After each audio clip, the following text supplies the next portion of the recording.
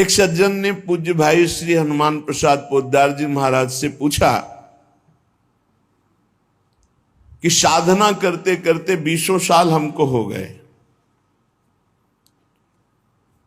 ना तो भगवान मिले और ना भगवान का प्रेम प्राप्त हुआ,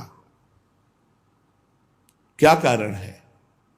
20 साल हो गए साधन करते, ना भगवान मिले और ना भगवान का विरह प्राप्त हुआ। भाई जी महाराज ने कहा इसका संपूर्ण कारण तो भगवान ही जानते हैं और आप भी जानते हैं। उत्तर दिया कि संपूर्ण कारण तो श्री भगवान जानते हैं और भगवान के ना मिलने का, प्रेम ना प्रकट होने का आप भी कारण जानते हैं। भाई जी ने पूछा ईमानदारी से बताना कि भगवान ना मिलने का आपको दुख है? भगवान के प्रेम की प्राप्ति या भगवत साक्षात्कार ना होने पर 20 साल हो गए, आपको दुख हुआ इस बात का? बोले कभी कभी थोड़ा मन उदास हो जाता है। भाई जी महाराज ने कहा कि थोड़ा थोड़ा उदास हो जाता है, लेकिन आप बताइए यदि 20 साल से आप व्यापार में बराबर घाटा प्राप्त करते रहते तो क्या आप ऐसा उत्तर देते कि थोड़ा थोड़ा कभी मन उदास हो जाता है? आपकी हालत क्या होती कि 20 साल से आप व्यापार कर रहे हो, घाटे पे घाटा होता चला जा रहा है, आपकी हालत क्या होती? बोले बेचैन हो जाता, जीना मुश्किल हो जाता। तो बोले ऐसा जीना मुश्किल हुआ आपको? 20 साल से आपको घाटा हो रहा है, भगवत प्राप्ति, भगवत प्रेम प्राप्ति नहीं हो रही और आप आनंद से जीवन व्यतीत कर रहे हैं, आपको बेचैनी है? तो उनका ईमानदारी से वैसी कोई बेचैनी नहीं। बोले तुम सच्चे व्यक्ति हो, ठीक ठीक बता दिए। जब संसार की व्यापार में घाटा होने पर जो बेचैनी होती है वो आपके भगवत प्राप्ति या प्रेम प्राप्ति ना होने पर बेचैनी नहीं हो रही, तो इसमें भगवान का क्या दोष है? भगवान के अंदर कोई चाह नहीं है।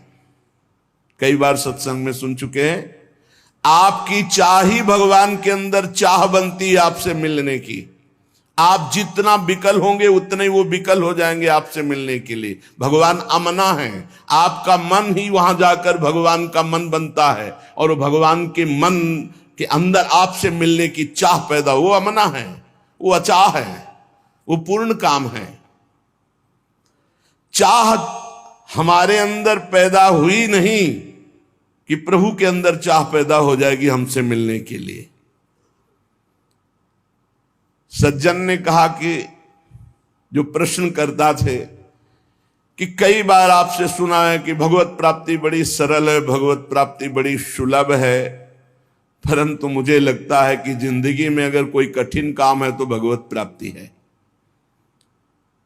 तो भाई जी महाराज ने कहा भैया भगवान का मिलना बहुत सुलभ है। भगवान किसी कर्म के फल से नहीं मिलते कि ये कर्म किया तो इसका फल हुआ भगवत प्राप्ति। भगवान चाह से मिलते हैं, व्याकुलता से मिलते हैं, रुदन से मिलते हैं। ये सारे कर्म इसलिए कहे जाते हैं कि तुमसे पाप कर्म ना बने, और जब पवित्र हृदय होगा तो भगवत प्राप्ति के मिलन की चाह प्रकट हो जाएगी, रोना आ जाएगा। भगवान मिलते हैं रुदन से, चाह से, व्याकुलता से, लालसा से। संसार के जितने भोग पदार्थ, अवस्था, स्थितियां, प्राणी, ये सब कर्म से मिलते हैं। जैसा आप कर्म करोगे वैसा पदार्थ मिलेगा, वैसे व्यक्ति का संयोग मिलेगा, वैसे ही सुविधा मिलेगी, वैसे ही असुविधा मिलेगी, वैसे ही आपको तिरस्कार, अपमान, जैसा कर्म करोगे। लेकिन भगवत प्राप्ति कर्म का फल नहीं है। पूज्य भाई जी महाराज कह रहे भगवत प्राप्ति चाह का फल है। वो संत संग से, शास्त्र स्वाध्याय से, नाम जप से, भाई जी उसका भाव लिख रहे, नाम जप से, सत्संग से, शास्त्र स्वाध्याय से हमारे संसार की चाह हटे और भगवान की चाह प्रकट हो जाए। पक्का जिस दिन ऐसी चाह हो जाएगी अब जिया नहीं जा रहा, उसी दिन भगवान अनुभव में आ जाते हैं। नेत्रों के सामने आ जाते हैं, पक्का। संसार की प्रत्येक स्थिति, अवस्था, पद प्रतिष्ठा, इसमें कर्म है, इसमें कर्म है। आपका कर्म आपको स्थिति प्रदान करेगा, सांसारिक पद प्रतिष्ठा, लाभ, लौकिक, पारलौकिक। सांसारिक पद प्रतिष्ठा, धन संपत्ति केवल चाह से नहीं पूर्ति होती। धन की चाह, मन की चाह, मान की चाह, अधिकार की चाह, सब कर रहे हैं। मन की चाह, ये मिल जाए, वो मिल जाए। मिल रहा है क्या? मिलेगा उन्हीं को जो वैसे सुकृत वाले कर्म किए हैं। रात दिन सब चाह में ही फंसे हुए हैं, परंतु सबकी चाह नहीं पूर्ति होती।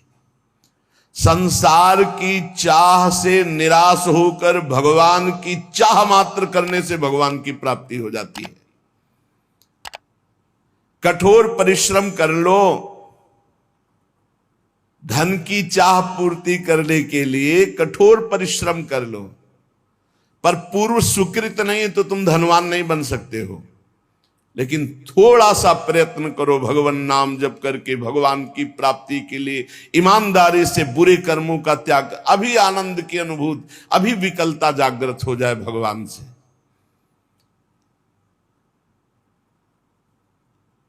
आपने जितनी धन की चाह की, कभी भगवान की ऐसी चाह की?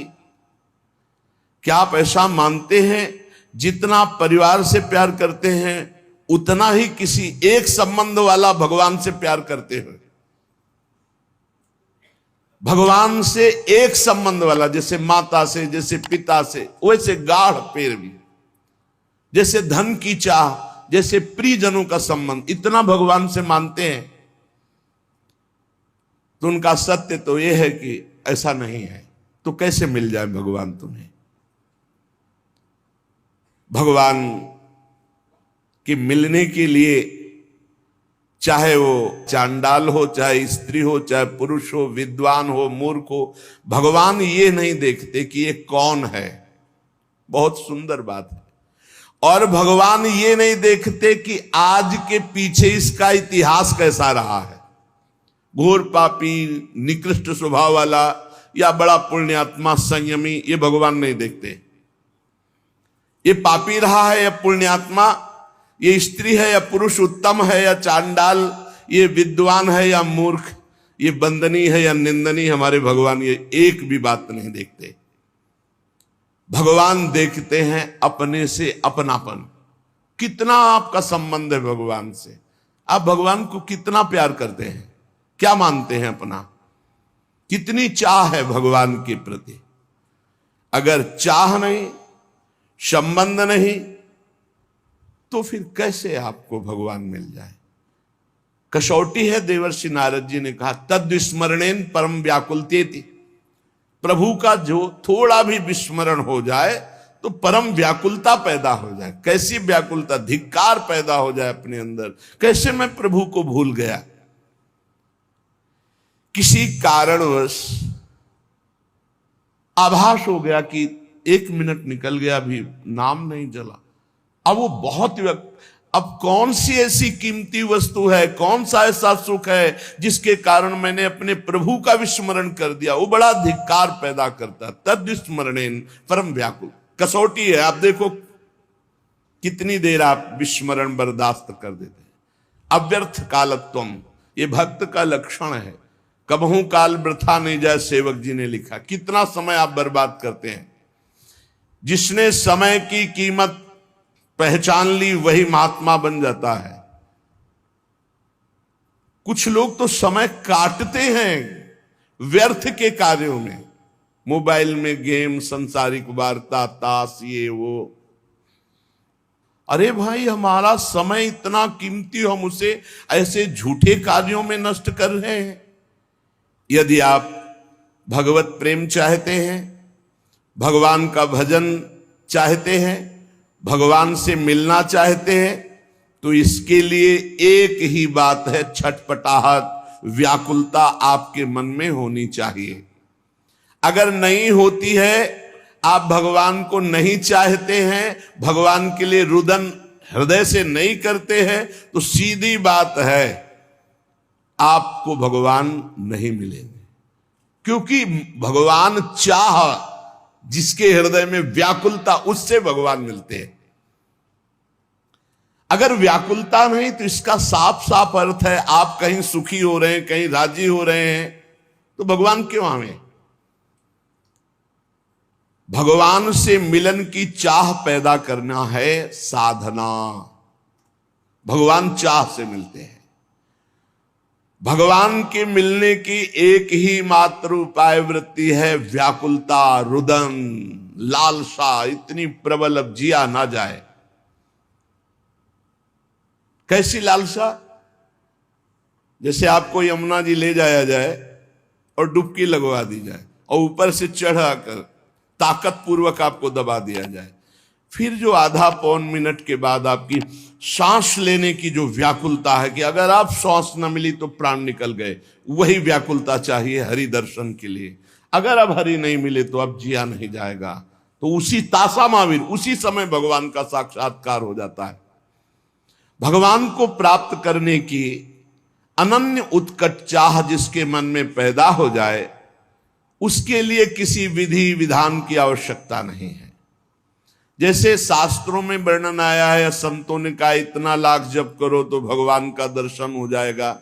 ये शास्त्रीय बातें ठीक है भाई जी महाराज के, लेकिन इतने लाख संख्या में भगवान को खरीद लोगे, ऐसी बात नहीं है। भगवान संख्या से नहीं मिलने वाले, भगवान संख्या से नहीं खरीदे जा सकते, तपस्या से नहीं खरीदे जा सकते, व्रत से नहीं खरीदे जा सकते, संयम नियम से नहीं खरीदे जा सकते। भगवान किसी क्रिया के फल रूप नहीं है। भगवान को कोई बांध नहीं सकता इन नियम, संयम, व्रत, उपवास, तपस्या। आज तक अगर कहीं कोई बांधा है तो प्रेमाधीन, भगवान प्रेम के अधीन बंधे हैं। भगवान मोल में खरीदे नहीं जा सकते। जब भजन करते करते हमारे अंदर चाह पैदा होती, रुदन पैदा होता है, उसी रुदन, उसी चाह, उसी व्याकुलता से भगवान व्याकुल हो जाते हैं और व्याकुल होकर उसे दर्शन देते हैं। प्रेम की चाह, भगवान के मिलन की चाह जब तीव्रतर से तीव्रतम अनन्य हो जाएगी, जहां दूसरी चाह नहीं, जहां दूसरी किसी व्यक्ति से प्रियता नहीं, सारा संसार उसके लिए शून्य में दिखाई दे रहा है, एकमात्र भगवान। बस भगवान की प्राप्ति की यही शुभ वेला है। देश काल पात्र के भेदभाव की कोई आवश्यकता नहीं। पात्र कौन है, देश कौन है, समय क्या है, इसका विचार भगवान नहीं करते। भगवान सार्वदेशिक, सार्वकालिक, सबके हैं। कब, कहां, कैसे, किसको मिल जाए, ये कोई निश्चय नहीं है। भगवान की चाह अत्यंत आवश्यक है। साधक की साधना केवल चाह पैदा करने के लिए है। जितने भी जप है, स्वाध्याय है, सेवा है, तपस्या है, काम क्रोध आदि लोभ आदि पर विजय प्राप्त करना तप है, इन सब का फल है अपने इष्ट देव के लिए एकांत में रुदन प्रारंभ हो जाना। एकांत में बैठ के रो रहा है, अपने कपोल को हाथ की हथेली पर रखे हुए बैठे शोक मग्न है। हे प्रभु कब मिलोगे, हे। ये कितनी दुर्लभ बात है। यही निष्काम भक्ति से प्राप्त होता है। भगवान को प्राप्त करना है तो गोस्वामी जी के दोहा जो लिखे, बहुत जोर की भाई जिसकी बड़ाई कर रहे हैं। जाहि न चाही कबहु कछु, तुम सन सहज सनेहु, बसहु निरंतरता सुर सोराउर निज गेहूं। भगवान का अपना घर कौन सा घर है? थोड़े दिनों के लिए आकर चले जाने वाला घर नहीं होता। घर कौन जिसमें स्थायी बसा जाता है। भगवान मेहमान बनकर नहीं आते भक्त के हृदय में। सो राउर निज गेहु, वो अपने घर की तरह। किसके? बोले जाही न चाही कबहू कछु। बहुत उच्च कोटि की कसौटी है। निरंतर आपके हृदय में भगवत दर्शन होंगे। अपना घर जाही न चाही कबहू कछ, शर्त है तुम सन सहज स्नेह। ये बड़ी उच्च कोटि की बात है। ये आधा दोहा बहुत उच्च कोटि की अवस्था है। जाही न चाही कबहू कछु और तुम सन सहज स्नेह। बस इतनी बात पूरी साधनाओं की है, जितने भी मार्ग हैं। ये आधा दोहा जीवन में उतर जाए तो आगे की बात गारंटी, भगवान कभी एक मिनट आपके हृदय से नहीं जाएंगे। जाही न चाही कबहू कछु, बहुत बड़ी बात। कबहू कछु जाही न चाही, कबहू कछु, कभी भी कुछ भी जिसे नहीं चाहिए और आपसे सहज प्रेम है। सहज प्रेम, कोई हेतु नहीं, हमारा मोक्ष हो जाए, हमारा कल्याण हो, कुछ चाह नहीं। जाही न चाही कबहू कछु, कोई चाह नहीं, बस मेरे प्रीतम। दूसरी इच्छाओं का सर्वथा नाश हो गया। एकमात्र केवल इच्छा भगवान में जाकर समर्पित हो गई। कर्म की, किसी भाव की, किसी भी दिव्यता की अब आवश्यकता नहीं रही। भगवान स्वयं हृदय में भय प्रगट कृपाला दीन दयाला। दीनों पर दया करने वाले भगवान स्थायी प्रगट हो। सच्ची माने, सच्ची माने। गलभैया दी हुई युगल सरकार नेत्र में, हृदय में, रोम रोम में, जिधर दृष्टि डाले जड़ चैतन्य में सर्वत्र दिखने लगते हैं। शर्त है जाही न चाहे कबहू कछु। अब इस कसौटी पे कसो। और सहज स्नेह, जैसे अपनी मां से सहज स्नेह होता है। कोई लगाव जोर, कोई कामना नहीं, मेरी मां है। ऐसे मेरे प्रभु, वो मेरी मां कैसी है ये प्रश्न नहीं होता कि ऐसे ऐसे लक्षण वाली हो तो मां। मां तो मां है। ऐसे सहज प्रेम अपने प्रभु से। भगवान के मिलन की चाह तभी प्रकट होगी जब जाहि न चाही कबहू। ये बहुत जोर की बात है, बड़ी विलक्षण बात है। जो किसी भी बात की परवाह नहीं करता, कोई चाह नहीं रह गई, किसी से कोई संबंध नहीं, सहज स्नेह इष्ट देव से, और इष्ट देव से भी कोई चाह नहीं। अब मिलन की अपेक्षा थोड़ी रह जाएगी, वो यही हृदय में ही प्रकाशित हो गए। व्याकुलता, चाह तो केवल प्रभु की, अन्य सब चाह खत्म। हम यही परेशान हैं, पूरा जीवन हुआ जा रहा है अपने सबका कि चाह बटोर कर केवल प्रभु की चाह नहीं रह गई, बहुत सी चाहें हैं। ये चाह जब तक है तब तक साधना ही अधूरी है, छेद है। जैसे हम रात दिन दूध दूहे चलनी में, तो हमको एक चुल्लू पीने को नहीं मिलेगा। चलनी में गैया दुहे और दोष दयु को दे, हरिगुरु कहो न माने अपनो ही फल ले।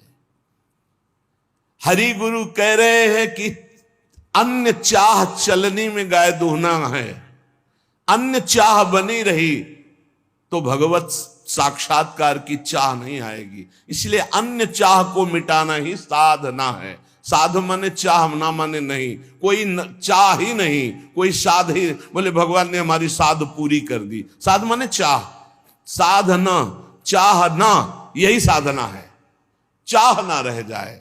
आशा ही परमम दुखम, नैरास्यम परमम सुखम। आशा केवल, आशास्य दास्यम वृषभानुजायास। कई बार सत्संग में सुनाया, देखो चाह से केवल भगवत प्राप्ति। यही मथुरा के ब्राह्मण यज्ञ कर रहे हैं,